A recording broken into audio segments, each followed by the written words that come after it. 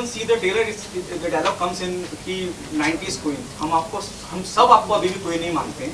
Tell us Sweet. the very first reason you said yes to the film. I think this show came to me 10 years ago and तभी भी बहुत ही interesting था क्योंकि जैसे आप सब जानते हैं this is the Indian official adaptation of a American show called revenge जो ABC स्टूडियोज़ ने बनाया था. It was very acclaimed show. तो ये उसका अडेप्टेशन है जो मेरे पास पहले भी आया था लेकिन अंडर डिफरेंट सर्कमस्टांसेस. एंड अब जो इन्होंने पूरा अच्छी तरह जमा के 10 years हेंस हम सब वापस वही शो बना रहे हैं. तो कहीं ना कहीं ये शो मैं करने ही वाली थी चाहे तब या आज या कल. तो ये एक ऐसा था कि स्टोरी बहुत ही दिलचस्प है, बहुत ही इंटरेस्टिंग है. इसमें suspense, thriller, elements of drama, twist, turns, plot सब कुछ है. सो इट इज़ समथिंग कि आप मिस ही नहीं कर सकते हो. So there was no two ways कि मैं न करती ये शो. रवीना की ओरिजिनल शो की बात की जाए तो क्या आपने ओरिजिनल शो देखा है और क्या जो कैरेक्टर ओरिजिनल शो में है वो आप उसको देख के मतलब आपने कुछ टिप्स दी क्या है? तो इस कारण ही मैंने ओरिजिनल शो नहीं देखा. मैंने सिर्फ एक सीज़न देखा to see the world of the end the planning of the entire show. लेकिन जनरली मैं एक कैरेक्टर नहीं देखती हूँ बिकॉज फिर कहीं जहन में वो बैठ जाता है और अब वो सबकॉन्शियसली आप फॉलो करने लगते हो. तो I wanted to create Indrani Kothari क्योंकि जब हमने इंडियन अडेप्टेशन किया है तो काफ़ी चीज़ें हैं जो हमारे इंडियन कल्चर से रेलिवेंट होके हमने अडेप्ट किया है उसे हमारे सीरीज़ में. सो इसलिए रुचि जी को भी लगा कि इट्स नॉट नेसेसरी कि हम वो ही कट पेस्ट कॉपी करें. देयर इज़ अ लॉट जो बहुत चेंजेस हम लाए हैं इस शो में which makes it even more interesting and more identifiable with our audiences. What is the most challenging part while working on this project? क्योंकि adaption है, क्योंकि उम्मीदें ज़्यादा होंगी, वो ज़्यादा कामयाब रहा है, फिर इसका एक अलग ही अंदाज है क्योंकि हिंदी की ऑडियंस के लिए. तो आपके लिए क्या चैलेंजिंग रहा? आई थिंक सही सवाल है आपका, सही प्रश्न है क्योंकि ज़रूर ये एक जहन में रहता है कि एक शो जो सक्सेसफुल हो चुका है आशा करते हैं कि हम भी उसी सक्सेस की ऊंचाइयों को छुएं इस शो को लेकर. मेहनत तो सभी करते हैं और कामयाबी तो सभी चाहते हैं लेकिन अल्टीमेटली ऑडियंस इज़ किंग और ऑडियंस के ऊपर निर्भर है कि उनको शो पसंद आता है नहीं आता है. अब तक के जो रिएक्शंस हैं ट्रेलर्स को लेके वो बहुत ही पॉजिटिव हैं, बहुत ही अच्छे हैं.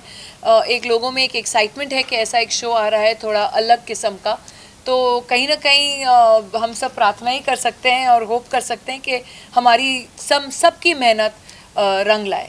रवीना जी हॉटस्टार की बात की जाए तो हॉटस्टार मतलब कि जो भी शोज़ आ रहे हैं हॉटस्टार के तो उसमें वुमेन्स को जो है काफ़ी स्ट्रॉन्ग बताया गया है, काफ़ी स्ट्रॉन्ग रिप्रेजेंट किया गया है. जैसे सुष्मिता सेन का शो आर्या हो, काजल जी का शो ट्रायल हो, तो उसके आपको लगता है कहीं ना कहीं हॉटस्टार जो है वुमेन एम्पावरमेंट की कुछ ज़्यादा ही सोच सकता है क्या? आई थिंक एक खूबी है इस चैनल की जो ये विमेन ओरिएंटेड जिसे हम कहते हैं, यहाँ जो प्रोटैगनिस्ट हैं विमेन लेड शोज़ आजकल एक्चुअली पैन OTT प्लेटफॉर्म्स पे हो रहे हैं और हमारी फिल्मों पे भी एक इक्वल अपॉर्चुनिटी काइंड ऑफ एक दिख रहा है रेल्म जो चल रहा है इस समय. So I think it is a great change for basic awareness also in our society to bring about that change.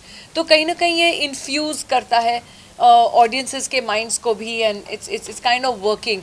And I think ये एक बहुत ही अच्छा साइन है कि a platform encourages mostly women led shows.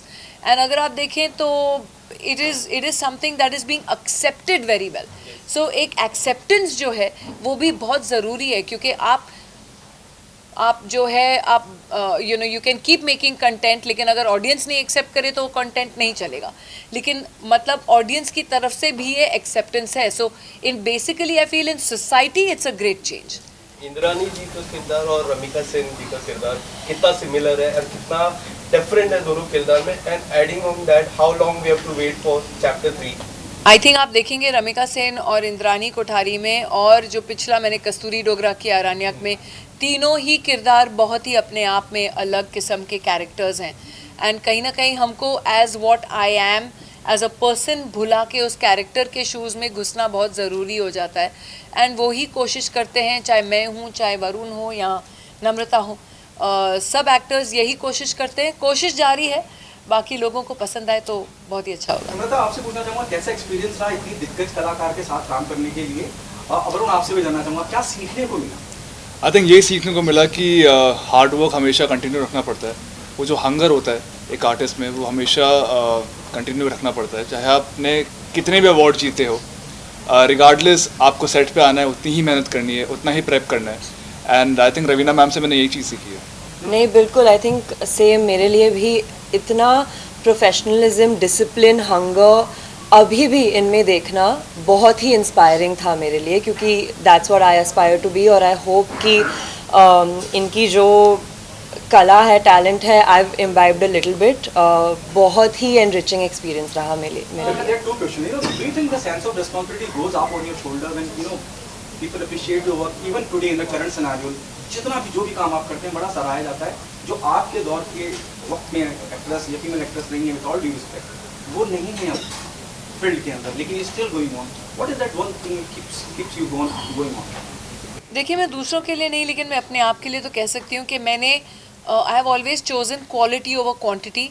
And कहीं ना कहीं आई थिंक अगर आप टैलेंटेड हो, हार्ड वर्किंग हो एंड सिंसियर और एक ऑनेस्टी हो अपने काम के साथ, तो आपसे कोई आपका काम नहीं छीन के लेके जा सकता है। तो maybe the choice of roles, and I have been lucky also. थोड़ा बहुत लक की भी बहुत ज़रूरत होती है, क्योंकि बहुत बार होता है हम बहुत मेहनत करते हैं और कभी कभी कुछ चीज़ नहीं चलती है, तो ऐसे एक ठेस सी पहुंच जाती है दिल में। लेकिन I have been lucky also. कृपा रही है, ईश्वर की कृपा रही है, ऑडियंस की कृपा रही है कि उन्होंने मुझे हर किरदार में एक्सेप्ट किया। एंड वो मेहनत अभी भी जारी है। एंड मैं जहाँ तक कोशिश करती हूँ कि मैं हर एक जो भी शो या फिल्म करूँ, वो मैं कभी अपना कैरेक्टर रिपीट नहीं करती हूँ। आई ट्राई एंड डू के हर एक अलग ही अंदाज में, एक अलग ही तरीके का किरदार हो, तो मुझे भी मज़ा आता है करने में, मुझे एक चुनौती सी लगती है। एंड आई होप ऑडियंस को भी मज़ा आए। रवीना जी 90s की बात की जाए तो 90s की जो एक्ट्रेस थी, हमने देखा कि 2023 में जो है काफ़ी सारे एक्टर्स एक्ट्रेसेस जो है काफ़ी अच्छा काम किए हैं। 90s के जो भी एक्टर एक्ट्रेसेस थे, जैसे बॉबी देओल जी हैं और सनी देओल जी हैं, काजोल जी, सुष्मिता जी, तो सब लोग ने बहुत ही अच्छा काम किया है 2023 में। तो आपको लगता है कहीं ना कहीं जो है यंग जनरेशन को एक रन फॉर द मनी है, आपको आ गए वापस? हमारी इंडस्ट्री ऐसी है कि हम सब के लिए जगह है। कोई ऐसा नहीं है जिसे शायद अगर जिसने अपना मुकाम या नाम बनाया हो या मेहनत की हो या टैलेंट, कभी ना कभी तो आपका टाइम आएगा ही। तो ऐसी कोई बात नहीं है कि हम न किसी का काम छीन रहे हैं और न कोई हमसे काम छीन रहा है। Like I said, talent is always here to stay and fresh and new talent is always welcome. Namita और वरुण, आपसे जानना चाहेंगे नम्रता। जब मैम आपके सामने हो तो क्या कुछ आप लोगों ने पहले से प्लानिंग करके गए थे? What was your first day in the shooting with her?